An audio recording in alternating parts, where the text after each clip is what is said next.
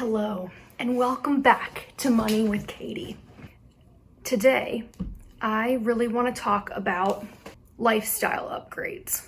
So, I know right now we're all kind of in this mindset of like, not necessarily scarcity, but like there's economic uncertainty, there's job insecurity. I want to flip the script on that, go on a journey with me, if you will, and I want to take you through why I think that it's so crucial to get super clear on what your dream life actually looks like. I don't know if you can see Sam in the background. He's trying to escape.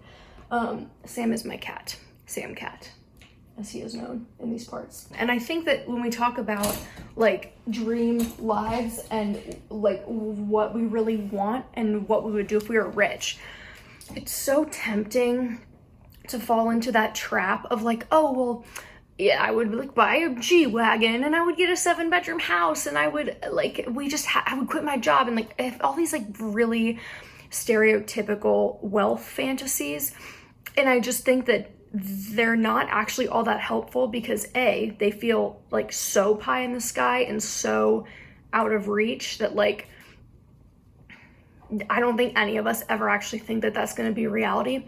But B, and this is kind of the good news, I don't think that those things, like the G-Wagon, the big house, the whatever, the infinity pool shaped like a heart, I don't think that any of those things are actually ever going to really like long-term make you happy.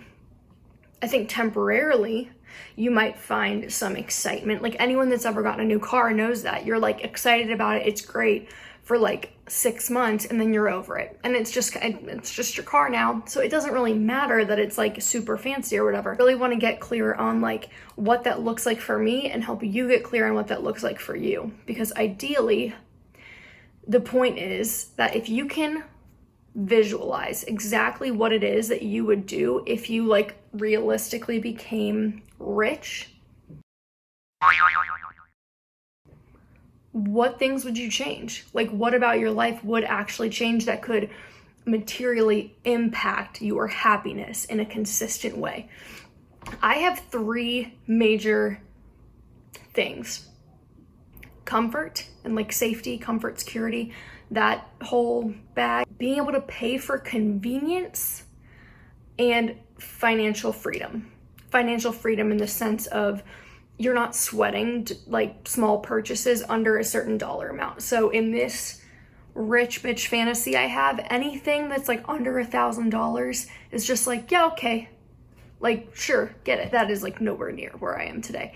But to me, that's like the aspirational but kind of attainable lifestyle that I would want for myself. And that's what propels me forward when I have to make sacrifices in the short term or like work more.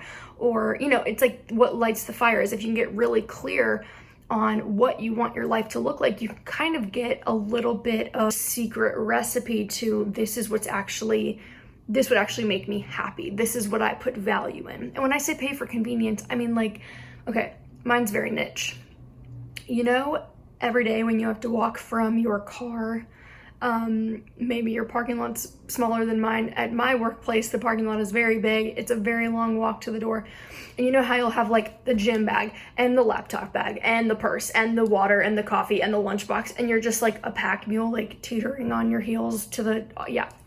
Oh my God, I hate that so much. And I mean, we can just acknowledge that is so privileged, but it is the part of my morning that I dread. I like honestly like getting up early, love working out, and even like driving to work. Like I like my commute. I like being in my car and listening to my podcasts and like, but that damn walk to the building. Oh my God, I hate it so much. I hate it so much.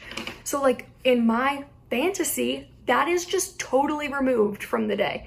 So I'm like, okay, what would that take?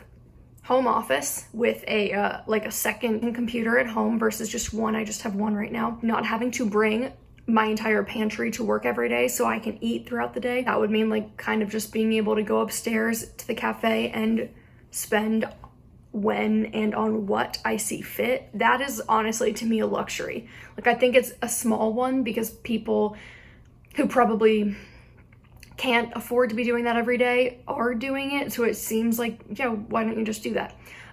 But it adds up, right? So you have your coffee, your breakfast, your lunch, the snacks. I mean, that can run you like $25 a day. LOL, me trying to do mental math. For 25 days a month that you're working. So it's not like it's a small amount of money. It might seem like it at the time, but that to me would be like a huge luxury and make a big difference in like the cadence of my day. So again, small things, doesn't have to be outlandish, doesn't have to be the infinity pool, doesn't have to be the first class plane tickets to Beijing. But there are probably things in your life that you're like, yeah, if I could afford to do that comfortably, I actually think my daily happiness would be higher. That to me is like the ultimate. That's what it all comes down to, is figuring out what your why is. What does the lifestyle upgrade look like? And then you can kind of go backwards from there. Be like, okay, well then I would have to make an additional X amount. Maybe it's an income strategy. Maybe you're already kind of overspending. I don't know what it looks like for you, but I think there's so much value in figuring out what you want. Okay, I changed locations because I look like trash, and I'm really hoping that this like blinding natural light will be more flattering. But in any case, just YouTuber things. This is the, Sam, what is your rich bitch fantasy? To kind of tie a bow on this, I really believe that it's so easy to like get caught up in that. Maybe if I have this, I'll be happy. It kind of just feels like we're just like blindly throwing darts at the wall, being like, I hope this is the thing. Like, I hope this is the whatever. Seen that meme about online shopping where it's like, oh, well, I have conducted the experiment in which I buy something online thinking it's going to make me happier, and it doesn't, but I'm going to conduct this experiment just like 3 or 4 more times just to be sure. And I think we can all remember when Life of Kylie came out, and Kylie Jenner was like, when you grow up with millions of dollars at your disposal at all times, money no longer has tangible value to you because it's just such a large amount that, I mean, why do you think this girl has matte black Lamborghinis? Because she's bored. She's bored. She doesn't know what to spend money on, so she's spending it on stupid bullshit. Spend some time thinking about, what is it that I actually really want for my life? Like, in all aspects, like what type of work would I want to be doing? Where would I want to live? What type of home would I want to live in? Usually you can back the money piece into it in a way that it actually serves you. So then here's the bonus. You stop spending money on stupid shit that you're like, oh, I really hope this is the thing that makes me happy, when like it's never going to be, unless it's like the holistic lifestyle change. And that's all for today. And I will see you probably next week.